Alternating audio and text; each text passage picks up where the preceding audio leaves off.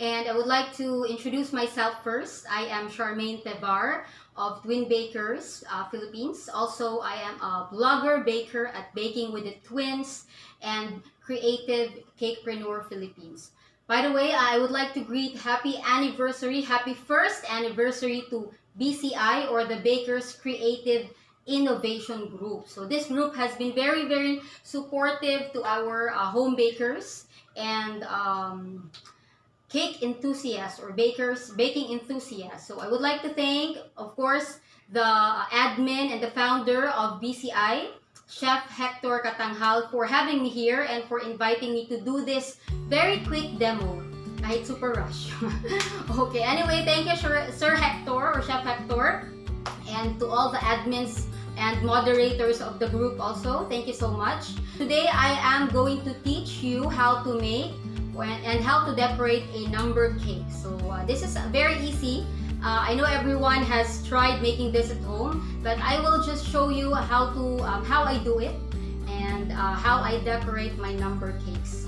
Okay, so I hope you enjoy this very quick tutorial this afternoon, and we'll start making our number pattern first. Okay, so this is our pattern. So for the pattern, you only need these simple materials. So we have our, of course, bond paper. Make sure it's clean, and toothpick.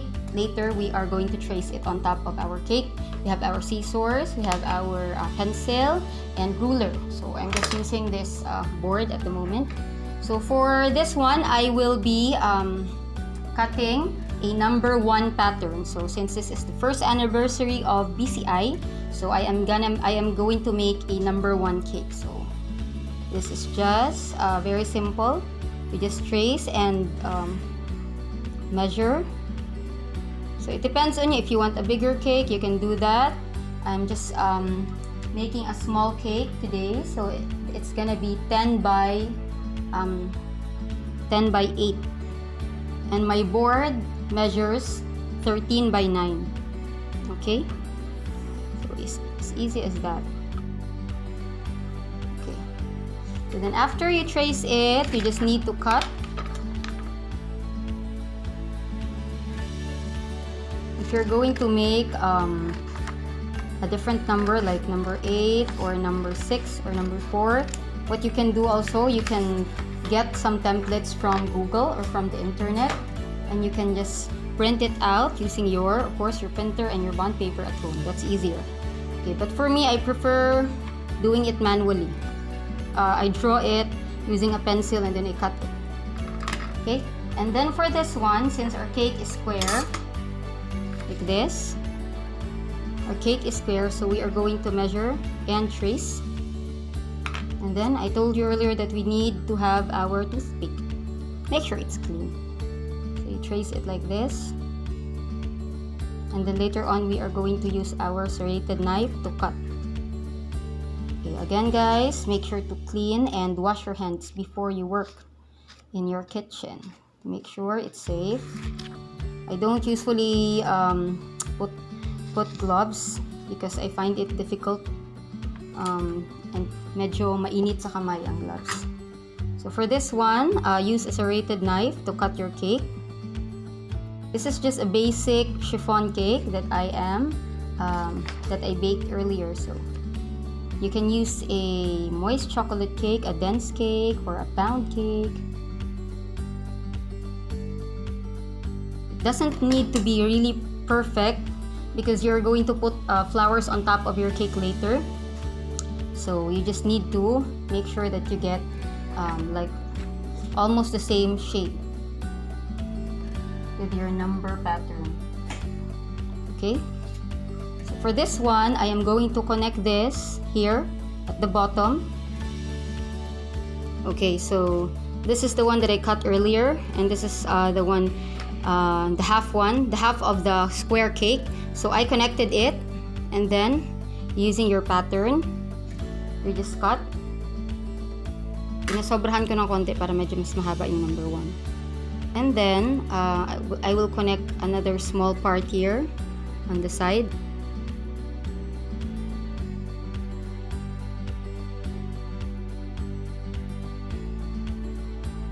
Okay, after you connected all your cakes like this, you can put a little bit of buttercream. The buttercream serves as your glue. Okay. We are going to crumb coat your cake.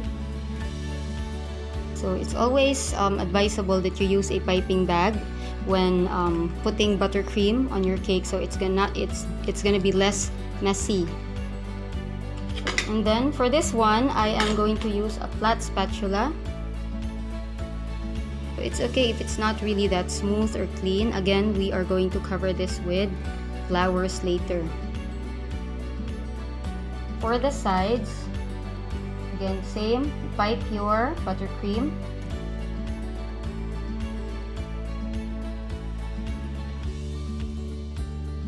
We are going to use our magic tool. Ang magic tool ko, sobrang mura lang. Actually, free lang siya. You can see it in your kitchen anytime, anywhere. I think everyone has this at home. I call this my magic tool. So this is my magic tool. Are you ready? Ready na ba kayo? Shanan! So this is my magic tool. This is just a microwavable plastic container that I just cut a piece, and then I use it to smoothen the sides of my cake like this. Chwing! Diba? Easy.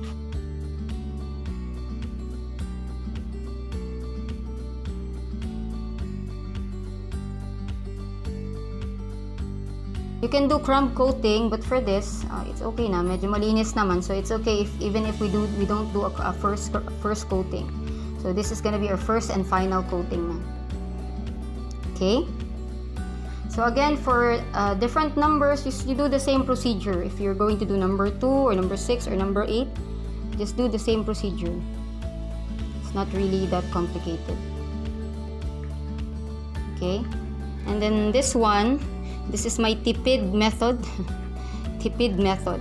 So if you're gonna bake it, you don't need to bake it in a very big rectangular baking pan. So you can just use a small pan, and then you just assemble the cake, and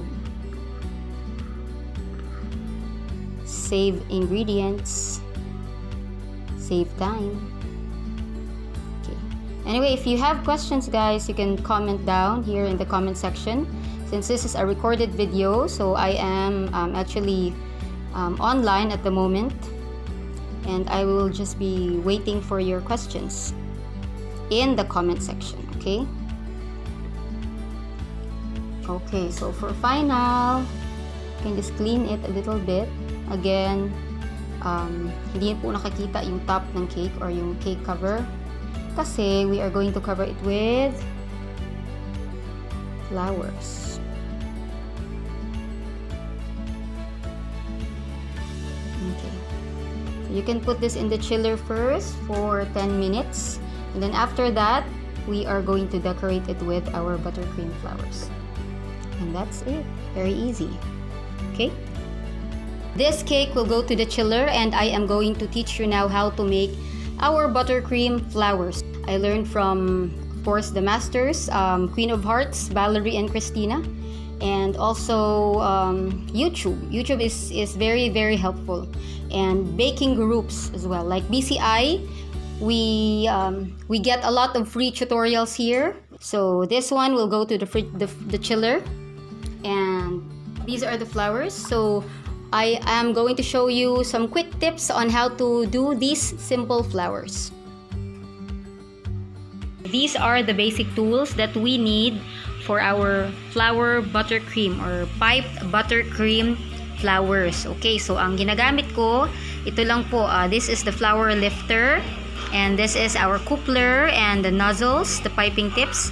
For the piping tips, it depends on what flower you are going to make. So for me, I use 104 and 103 for my roses. And then we also need a flower nail and a piping bag.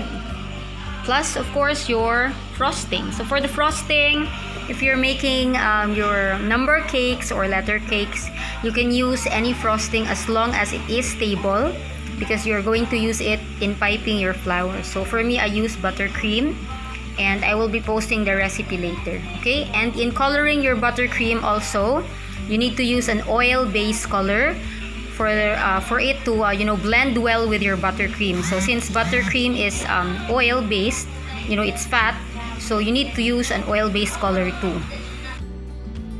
So let's start, and let's make first our classic rose. So this is just the basic rose. So make a base.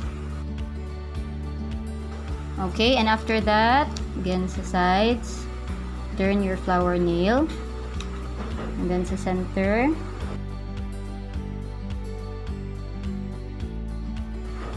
And then we are going to pipe 3 petals. 1, 2, and 3. Okay, and next is 3 petals again. 1, 2, and 3. Okay, and the next is 5 petals. 1, 2, 3, 4, 5. Okay, so this is a roses. You can make the rose bigger, you can add more petals, it depends on you. So for me, this is okay na, pero let's try adding 1. Okay, lower na, and then medyo nakatagilid na ang piping bag. 1, 2, 3, 4, 5. Let's add last one. 6. Okay, so I made 6 petals. So this is just a very basic classic rose. If you have your own way of piping a roses, you can do so. Okay. Okay, next let's do another flower. This is one of my favorites. It's very simple. So for the base, so turn your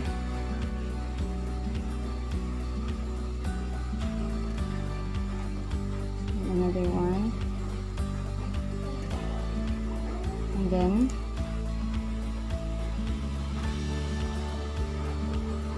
okay, every now and then you clean your piping tip or your nozzle. Okay, so I am making a 6 petal. 1,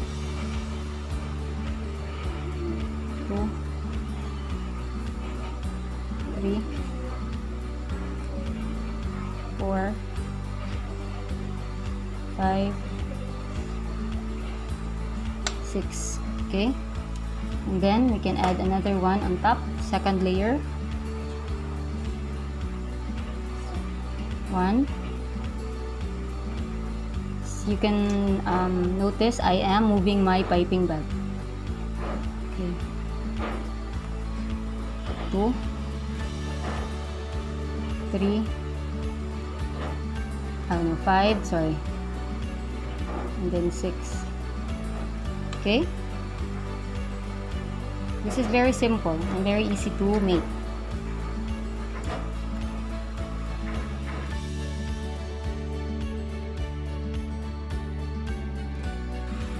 One,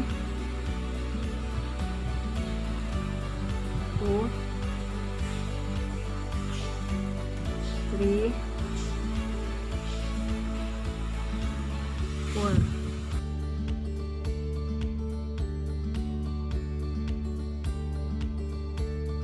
One, 2, 3, 4. So now we are going to put our flowers on top of our cake. So the color of the flowers, I based it from the logo. This is the logo. So we have here blue, I think purple, pink, peach, and white.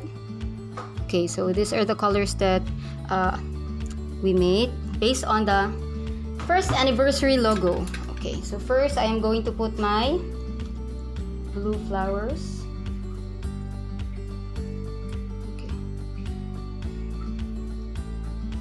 Here, you need to guide your flower lifter with toothpick. Okay, and later we are going to add some leaves and buds. Okay, so in making your number cake, your floral cake, you also need to be careful with the colors. So normally what I do is I search for different color pegs and samples in Google. So for example, my client asked me to make blue hues or colors. So I search Google and then I look for different colors connected to blue. So you can put blue, yellow, blue, red, not that one, so it will not look good on your cake. So it should be balanced. So you need to also check the colors available. So first one is we need to just place the flowers, and then later we will check if the color looks good or not. And we can also rearrange the flower by lifting it using the flower lifter, and then just place it in a different position, in a different place or area. Okay.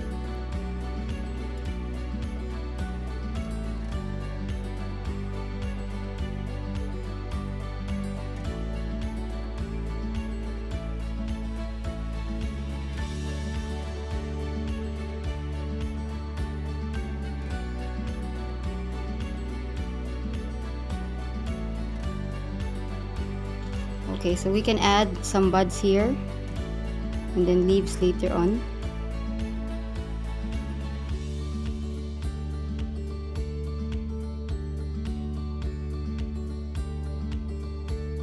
If you touch any petal, it's okay. It will still look pretty.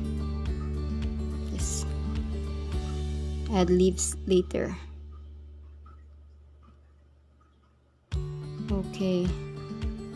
Anyway guys, if you want to learn more flower piping, you may check Chef Valerie and Christina's Facebook page, Queen of Hearts Couture. So they also have a YouTube channel where they share free video tutorials on flower piping.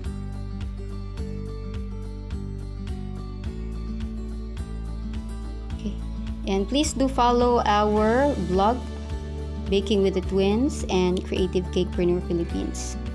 We also share some baking tips and any other decorating tips for beginner bakers and novice bakers and expert. Okay. By the way guys, I am from Davao City. So sa mga taga Davao City, maayong hapon sa inyong tanan dira. Let's enjoy our time with our kids, with our family, and mag-review na tayo ng lesson para sa ating homeschooling. Kasi student na tayo ngayon. Okay. So for this one, from the round tip, for the buds, I am going to change this to the leaf tip because we are going to put leaves all over the cake. Okay?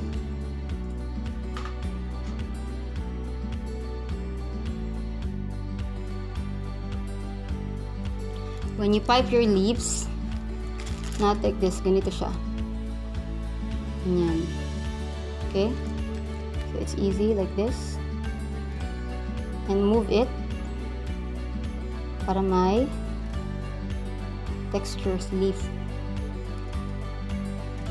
Hindi masyado boring. Okay?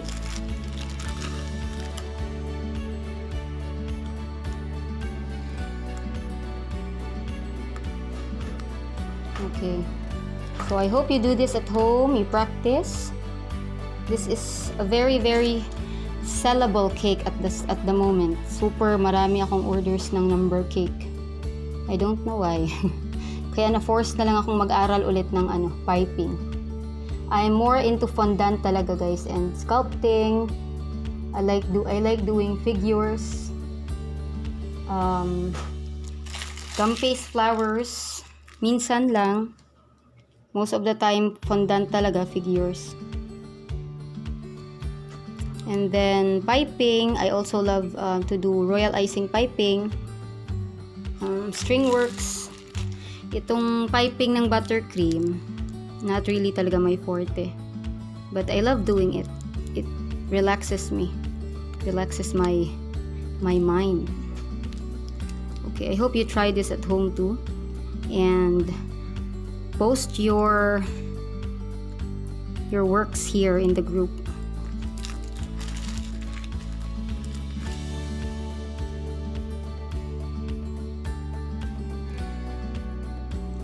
Takpan natin yung mga chismis. Yung mga chismis na part. Okay? Okay, more leaves. Okay. Okay, so we are done with our number floral cake. Okay? So again, guys, this is just a very, very quick and easy tutorial. And I hope you learned from this video. And again, happy first anniversary to Baker's Creative Innovation. So again, thank you everyone for watching, and please do follow me in my blog, Baking with the Twins. Please like and follow. Also, Creative Cakepreneur Philippines Facebook page. Hi guys! Thank you so much for watching. By the way, this is our output today. Sobrang dali, di ba? Salamat po sa mga nanood. Thank you for watching, guys. Again, guys, this is very easy. Walang mahirap pag kayo ay masipag matuto. Okay? So, you just practice at home. Typing flowers from the basic rows. What else? Ano bang mga bulaklak dito? Basta yun na yan. Anyway, so, to thank also our members for watching. So, we are giving out. I am going to give out this pretty pink muffin pan, of course, from the Pink Pans. Okay, you can visit the Pink Pans, our page in Facebook and in Instagram. So this is a very good quality pink pan if you love pink. And then plus a set of piping tools. So these are 24 pieces nozzles and 24 pieces nozzles and coupler and one piping bag. Okay, so one member here in BCI will get these prizes, yung pinakamagandang gawa na number cake. Okay? So I hope you practice at home and you make your number cake and you will get these prizes. Okay? So again, thank you Chef Hector for inviting me here. Thank you to the admins and moderators of Baker's Creative Innovation. And God bless you all. And mabuhay tayong lahat. Salamat po sa pagtulong sa ating kapwa bakers and being an inspiration to the community. Okay? Thank you again. This is Charmaine Tevar of Twin Bakers and Creative Cakepreneur Philippines. Hope to see you next time, guys. Salamat and keep safe, everyone. God bless.